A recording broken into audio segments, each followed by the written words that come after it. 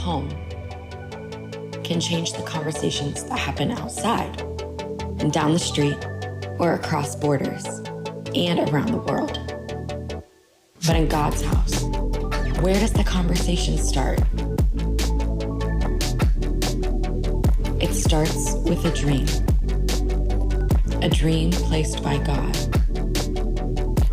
a dream meant to inspire us, to lead the world to Him, to do what only He can do.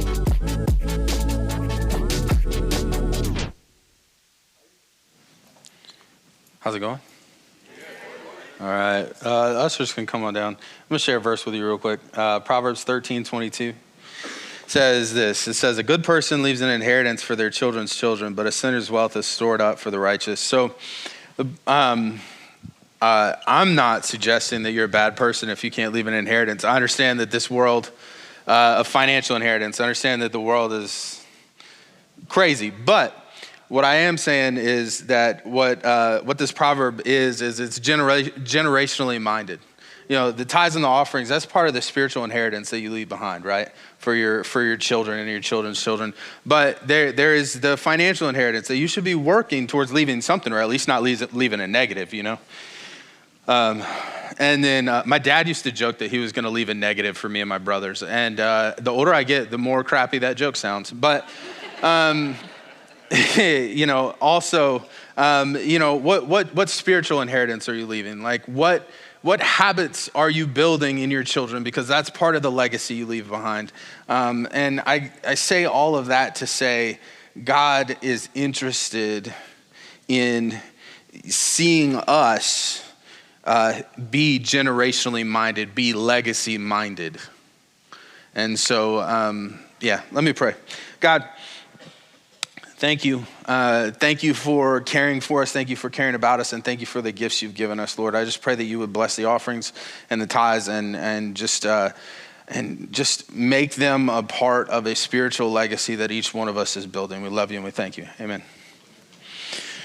All right. So we're finishing up this series on, it's called Big God, Big Dreams. And let me give you the rundown. So we started it out with Abraham, and the idea when we spoke about Abraham was identifying a God dream. So the idea was that how do I discern whether this is from God or not? And we're using the term God dream, calling, purpose, whatever, right? Like each one of us is made by God with a purpose in mind. And the dreams that he puts on your heart will drive you to that purpose. And so we talked about identifying, like, is this of God or is it not? And then we use the story of Joseph to kind of unpack the process. How does this play out? Because there is a biblical pattern as to how it plays out. You know, when God's placed a calling, a dream, a purpose on our hearts, there's this pattern as to how it typically plays out. So we talked about that. And then last week we talked about Moses and the requirements. What's this going to require of me? And the basic answer to that was, it doesn't really matter. Whatever it requires of you, pay the bill because it's worth it. I mean, take the time to count the cost, but once you've done that, pay the bill. And this week we're talking about the fulfillment of the dream. So if you track the timeline of the stories, we started with Abraham. There's a promise given to Abraham. And that promise was that it was kind of twofold. It was that God would make a great nation out of him and his family, and that nation would reside in the land that God had given them. Now, you go to Joseph, and Joseph is Abraham's grandson. And Joseph is the next story that we picked up. So Abraham has Jacob, Jacob has Joseph, Abraham has Isaac, Isaac has Jacob, Jacob has Joseph, great grandson. Let me not mess that up. I'm obviously not an Ancestry.com person. So caught myself. But Joseph ends up in Egypt as second in command of the Egyptian kingdom, and there's a famine, and so Jacob brings his family to Egypt, and Joseph takes care of them. That's how the Israelites end up in Egypt. But then the nation grows and grows, and they end up enslaving them. The Egyptians enslave them because they want to keep them under control. And then Moses rises up and takes them out of Egypt. And so where we're picking up now is that what's happened is they go out and they end up wandering in the wilderness for 40 years. So there's a few things that happen after the Israelites leave Egypt. First of all, they end up, they're in the wilderness, and Moses goes up on a mountain to talk to God, and he stays up there too long, and they think he's dead. They're like, hey, Moses is dead. We need to make a new God that we can worship. If you can make a God, you probably shouldn't worship it. But anyway, we need to make a new God that we should worship. So they collect up all of the jewelry. Now, this is a rejection of God, but it's also deeper than that. It's a rejection of his blessings, because the majority of this jewelry that they gather up would have been given to them by the Egyptians, because God made it so that the Egyptians wanted them to get out of town so bad that they were like, here, take all of our cool stuff, just leave. We don't want you here anymore, because of all the plagues and all the bad stuff that had happened.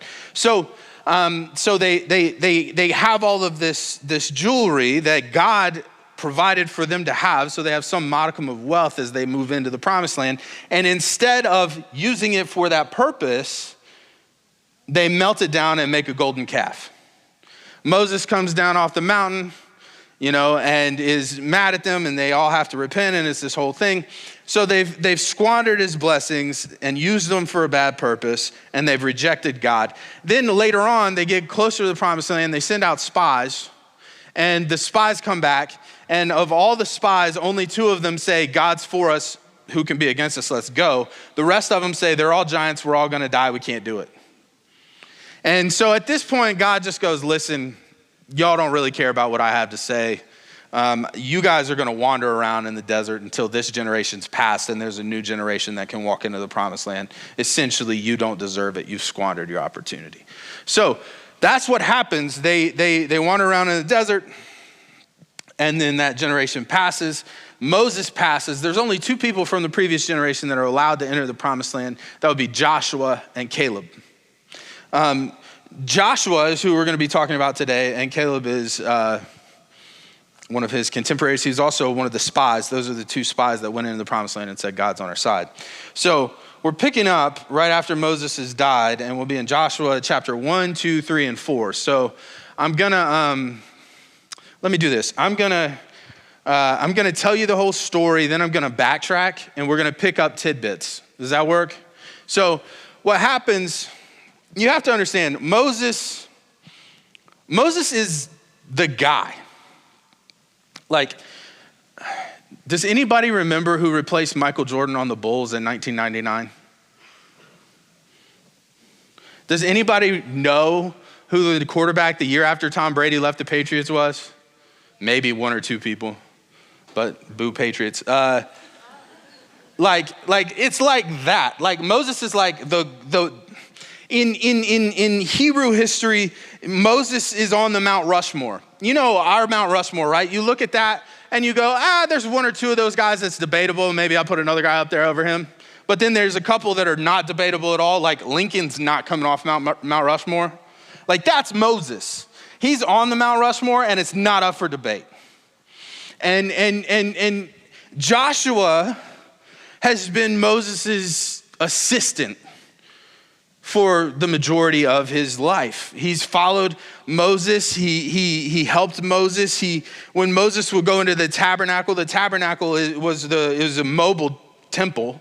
And Moses would go into the tabernacle to talk to God. Joshua would stay in there even after Moses left. There's this whole thing like Joshua's been following Moses, but that's a double-edged sword, because the people probably see Joshua and think he's the logical next leader.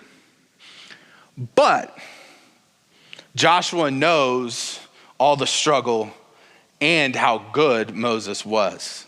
That's a double-edged sword. He probably is set up, but he's probably super duper intimidated, because the first thing God says to him essentially is, hey, I got your back, be strong and courageous. I won't leave you. He's got to be nervous because that's like, it's unprompted.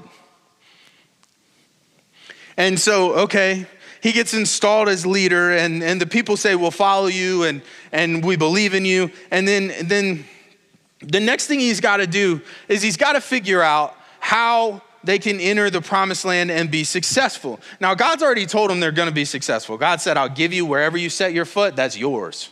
And he kind of laid out the boundaries. So he believes that he's going to be successful, but there's the practical element of like, how are we actually going to approach this? The first city they got to get into that they have to go to battle with is Jericho.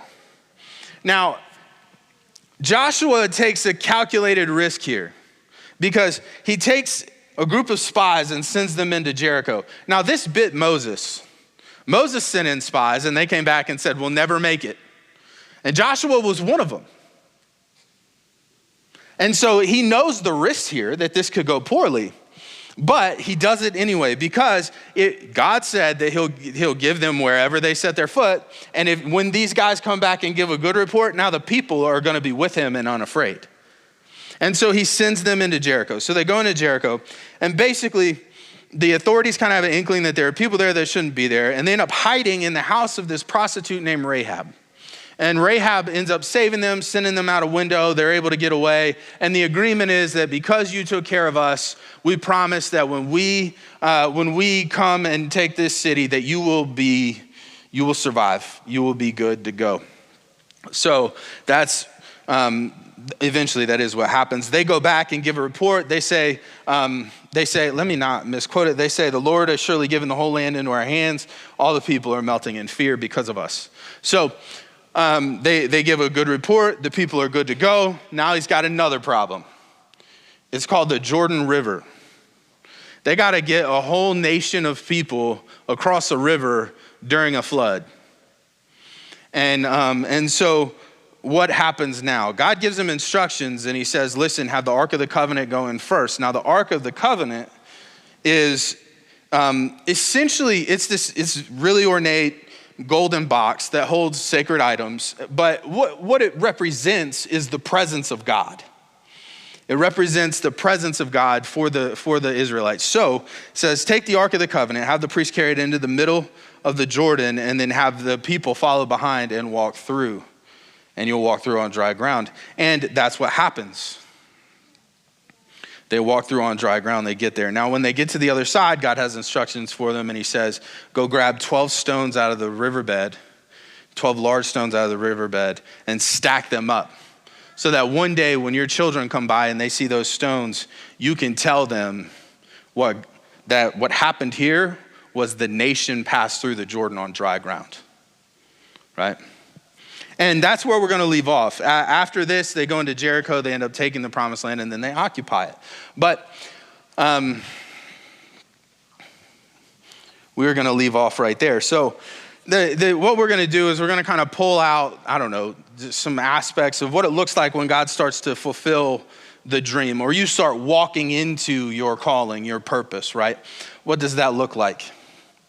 The first thing advice when you start doing that. The first thing is this: be strong and courageous, because it won't be easy.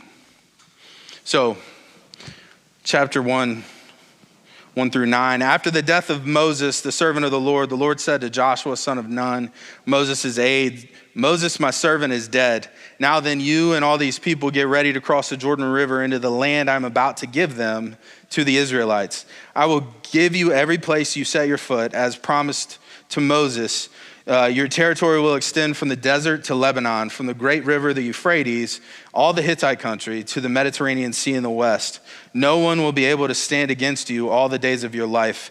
As I was with Moses, so I will be with you. I will never leave you nor forsake you. Be strong and courageous, because you will lead these people to inherit the land I swore to their ancestors to give to them. Be strong and very courageous. Be careful to obey the law my servant Moses gave to you. Do not turn from it to the left or the right, that you may be successful wherever you go. Keep this book of the law always on your lips. Meditate on it day and night, be careful to do everything written in it. Then you will be prosperous and successful. Have I not commanded you? Be strong and courageous. Do not be afraid. Do not be discouraged, for the Lord your God will be with you wherever you go. So God knows that Joshua's got a big task in front of him. And he knows that he's going to need to be bolstered. He's going to need to be held up. He needs to be strong, and he needs to have courage. So a lot of times when we have these conversations about biblical stories, we put ourselves in the, okay, maybe, let me not speak for you. When I read biblical stories and I'm trying to relate with the Bible story, a lot of times I'll put myself in the shoes of the star of the story. Anybody else do that? Like, that's one of the cool things about action movies too. Like, you watch an action movie and you're like, I'm John Wick, but you're not. You know?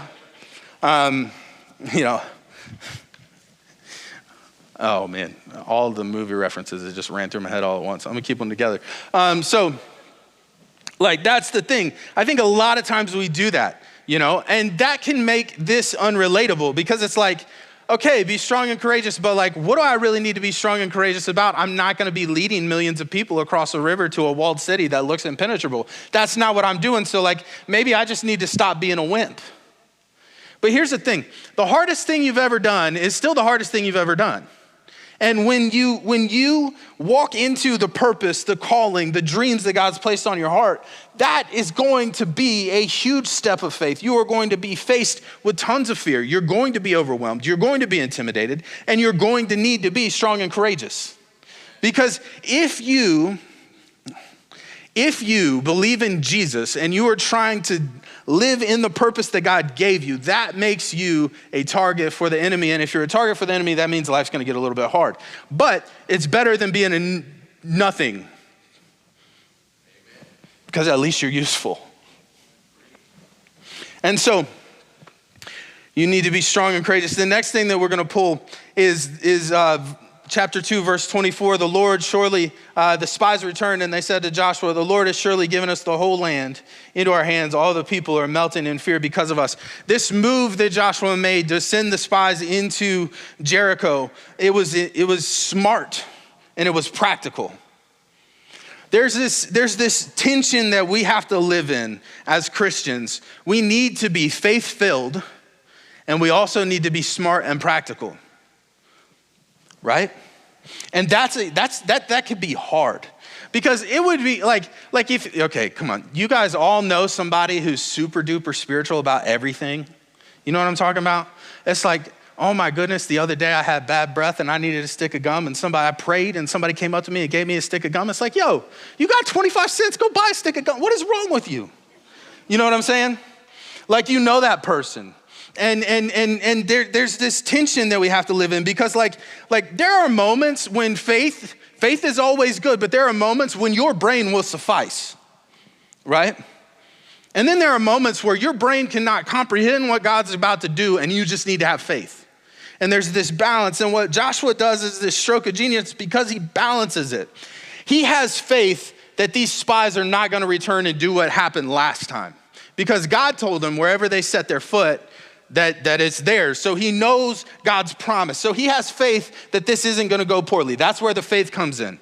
The smart and practical part comes in him wanting to get the report because he's got thousands, maybe a couple million people that he's got to get across the river and they got to go to battle. The verse says that this is the land that God is gonna allow you to inherit, but that inheritance comes with a fight.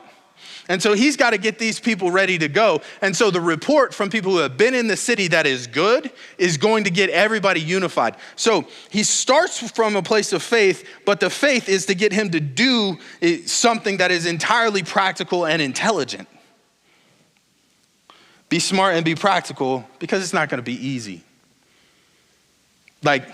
Don't be so spiritual that you forget you have a brain. But don't rely on your brain so much that you forget that you have a God. It's a balance, right? The next thing, this is chapter 3, verse 5. Joshua told the people, consecrate yourselves for tomorrow the Lord will do amazing things among you. So what's happening here is this is the night before they cross the Jordan, and he's trying to get the people ready because God's going to work a miracle, but he's going to work a bunch of miracles in a row for them, but they're going to cross the Jordan on dry ground, and he's trying to get them ready for what's to come. And so he tells them, consecrate yourselves because tomorrow God's going to do awesome stuff. If you are going to walk into the plans that God has for your life, the purpose, the dreams, the calling, if you're going to walk into that, you must consecrate yourselves. What that means is to be set apart, to consecrate is to make something sacred, right? And so what you need to do is you need to set yourself apart and rid yourself of the things of this world and try to keep your focus on God. And you need to do that. And that is a process, and that is an everyday occurrence. And that is something that has to happen every time, right? But if you're going to be walking into this, you need to do that. Why? Because you cannot do it without God. Maybe you end up in a situation where you can do some of it without God, but it loses its power without him. And if you forget who got you there, how you got there, and the purpose, who gave you the purpose in the first place, it won't matter. You'll screw it up. Like the whole thing that can happen here is we can get so self-absorbed that we think that the purpose that God put on our lives is the purpose that makes the world go round. And so we can begin to think that, and then we can, if we forget to consecrate ourselves, we'll take it and we'll screw it up and we'll think the whole world's falling apart. Here's the sad reality. The whole world probably isn't falling apart. God's plan is bigger than you. And if you disqualify yourself, it will grieve him, but he will move forward. I mean, you see that. You see that. One of the most obvious, I don't know if you guys watch this stuff, or listen to it. I don't really a lot, but all the documentaries and podcast documentaries coming out about the handful of megachurch pastors who have had failures. You see that, somewhere along the way, these guys just forgot to set themselves apart, to make themselves sacred, to be only for God. And they became about themselves enough that they screwed stuff up. But here's the thing, the church didn't collapse because they left. It kept moving forward. This is true, this can be true of all of us. We just might not end up on a documentary. Hopefully not. Set yourself apart. It won't be easy.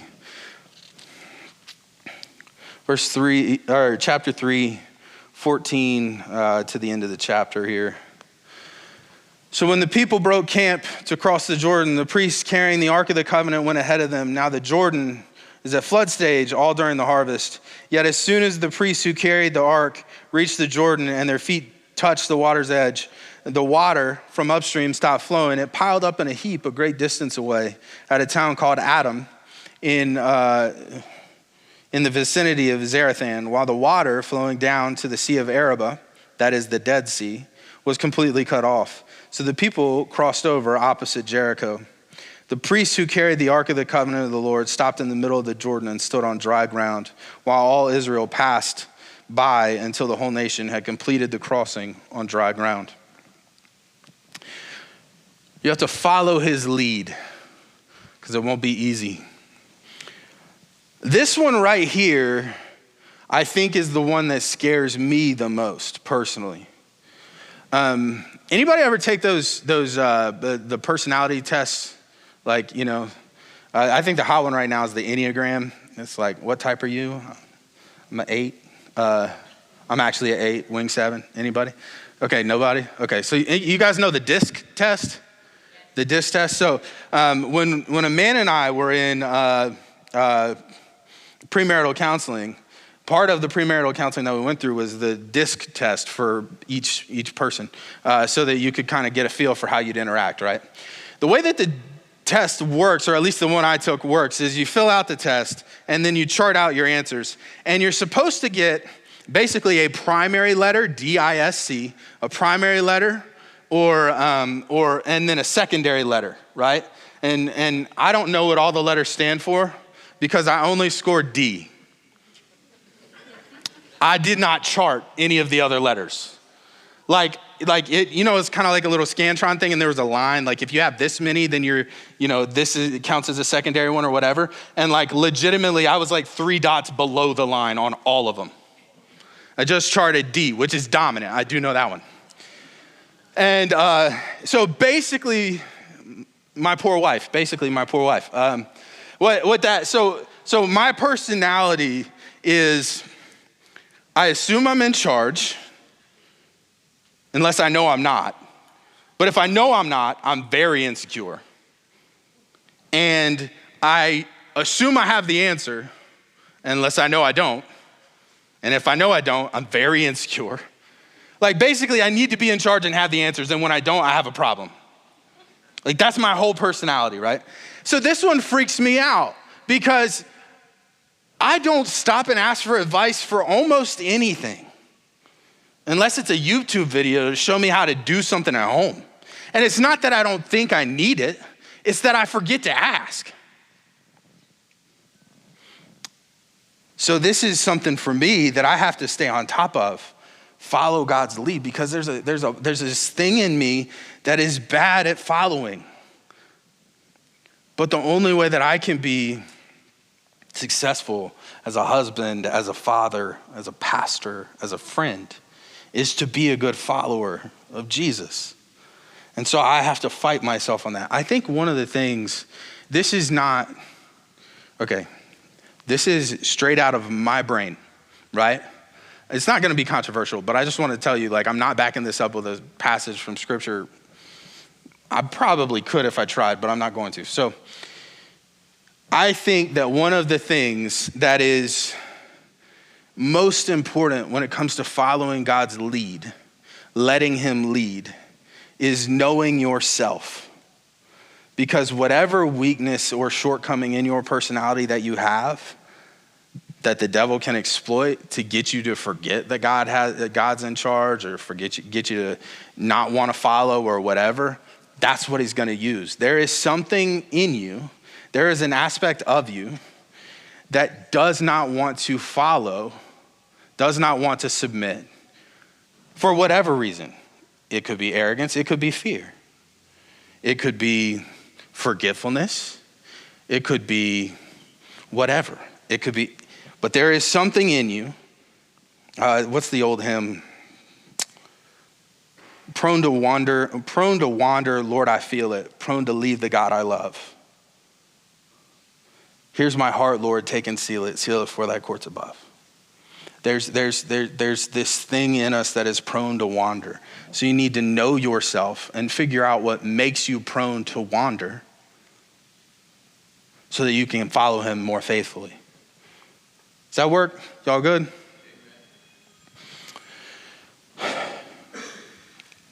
Verse 4:21. He said to the Israelites, in the future, when your descendants ask their parents, what do these stones mean? Tell them Israel crossed the Jordan on dry ground. So you'll remember they pulled big stones out of the riverbed and they built a monument to memorialize what God has done. The last piece is this: memorialize his faithfulness, because it won't be easy.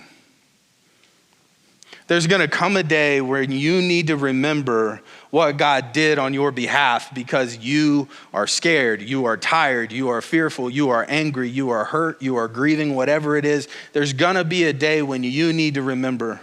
So you need to memorialize his faithfulness. You need to make ways that you can remember how good he is. And there's gonna be a day when your kids need to see how you've memorialized his faithfulness. There's gonna be a day when your kids need to know how good he was to you so that they can believe he's gonna be good to them. You have to do, this is huge, this is important.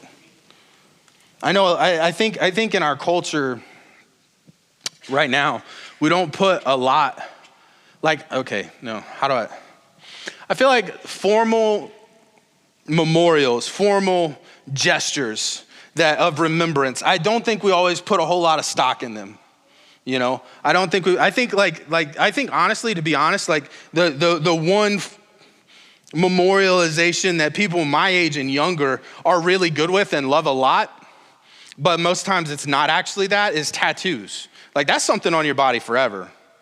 And there are people who will memorialize an event on their body with ink, right? Like that's the most common thing I can think of people my age and younger that do that. Like our culture is losing this sense of you need to save things. You need to memorialize something. You need to hold, like we don't have collectors anymore. I know this isn't the same as memorializing something, but it kind of is if you've met a real collector, like they got lights on it and everything, you know, and they want to show you. If you don't want to stay at somebody's house and they go, I got a collection, you better just run because they're going to start talking. But anyway, like so this is a value that we need to recover, I think, in the church. How are you going to memorialize God's faithfulness in your life, the moments where he's come through for you? How are you going to make a way that you remember that and you tell the story more often? That's it. That's the whole question. So this series, this sermon, like it all, I don't even know how I want to attack this. I did it one way last service. You know,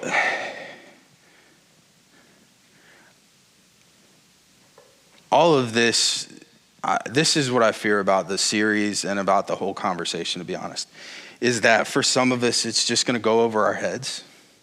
Not because you don't understand it, but because you just assume that there's not something for you. Like God doesn't like have, like you assume that complacent is what God has for you, I guess is the best way to say it. Because I think, you know, the conversation has been a lot of heady talk about biblical heroes and big principles about how we should live and chase these dreams and all of this stuff. And like, I just worry that sometimes it feels impractical to do that.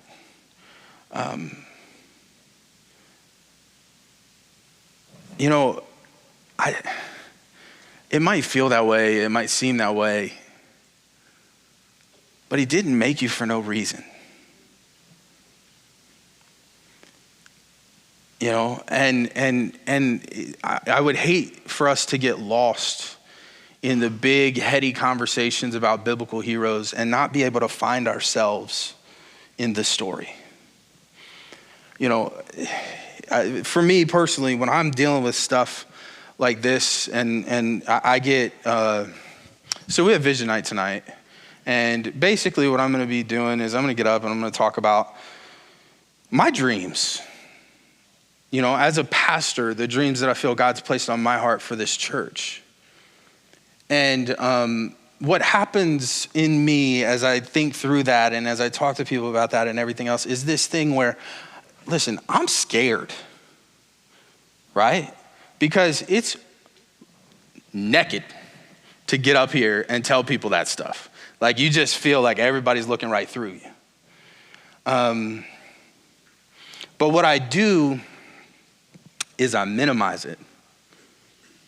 No, I'm fine. I'm good. We'll just get through this. We'll just do that. You know what I mean? I minimize it and I talk it down. And there's a part of me minimizing it and talking it down to try to keep myself under control. But there's also a part of me that just feels like it's just not that important. You know, it's just not that, like, who am I? You know, like I think of all these things that other people have done and it's like, I shouldn't even voice where I'm at right now because in perspective, this is just tiny. It just doesn't matter, right? Now, I think there's some healthiness to that because I don't think you should validate every fear. And I don't think that you should think that your own insecurities are the point of everybody's world. But when we do that with God, and we don't let God see into that, like we don't let God speak into the fear. That's what God did with Joshua. Be strong and courageous. When we don't let God speak into it, we start to distance ourselves from it. And it really comes down to what's been a key piece in every single one of these messages if you've been here. And if you haven't, I'll tell you exactly what it was. It's doubt in every one. So you start in the first one, and we're going to try to discern what it is that God's called us to, what it is the dream He's put in our heart. Is it of God? Is it not? And the first issue there is the one of like, is this God or is this bad Chinese food? You know what I mean? Like, do I just got gas right now or is this God? And that's doubt inducing. Like that's just doubt inducing. Like there's a fear in there.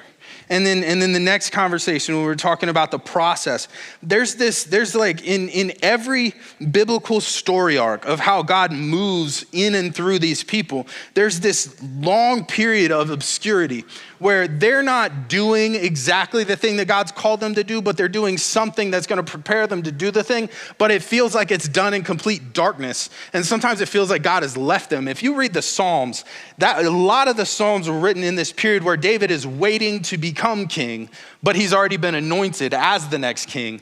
And it's this long period of obscurity for David and trials and tribulations, and you can hear that in the Psalms. And so like there's this period in there, and that induces doubt because it's like, man, if God wanted me to do this, why is it so bad?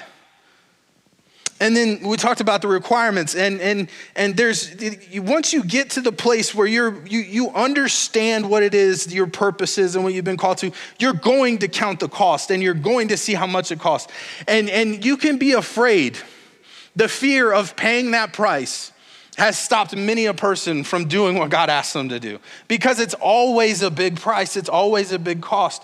And so, and then to this conversation, I don't know if you've noticed, but we're talking about the fulfillment of the dream. This is the last fulfillment of the dream as they understood it. Jesus is the ultimate fulfillment of the promise, but as they understood it, this is the fulfillment.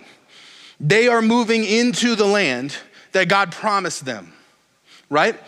And so you would think that it's gonna be easy, it's gonna be fun, it's gonna be awesome. Like that's the way we think about it when we think about God fulfilling the dream, God bringing it to fruition, us doing our God-given purpose. We think it's gonna be easy, we think it's gonna be awesome, we think it's gonna be fun, and it's just gonna be, kick back, ice cold Coca-Cola sitting on a chair all day. Like, well, that's what we think. But that's not how it works. That's not how it worked in this story. They are seeing God fulfill the promise.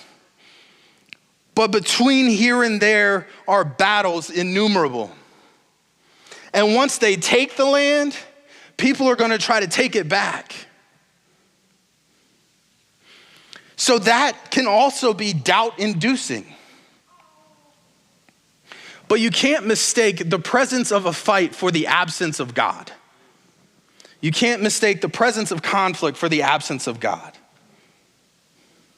You can't mistake the presence of doubt for the absence of God. I wish that all of this summed up into this nice, beautiful bow of just like, I have the concrete reason that you're okay, and just do it. This is what I got for you this morning. You're gonna have doubt. Have faith that's bigger. Don't let your doubt defeat your faith and keep you from your purpose. Can I pray with you? God,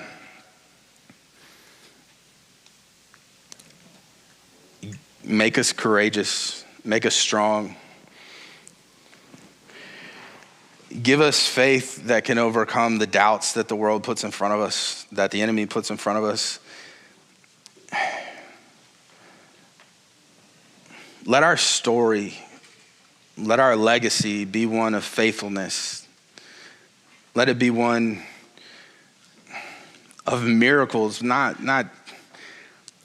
miracles that we've memorialized, that we remember, that we pass on. Let us be a people that builds a legacy and a story that all points back to you. because of how good you are, not because of how good we are. We love you. We thank you. Amen.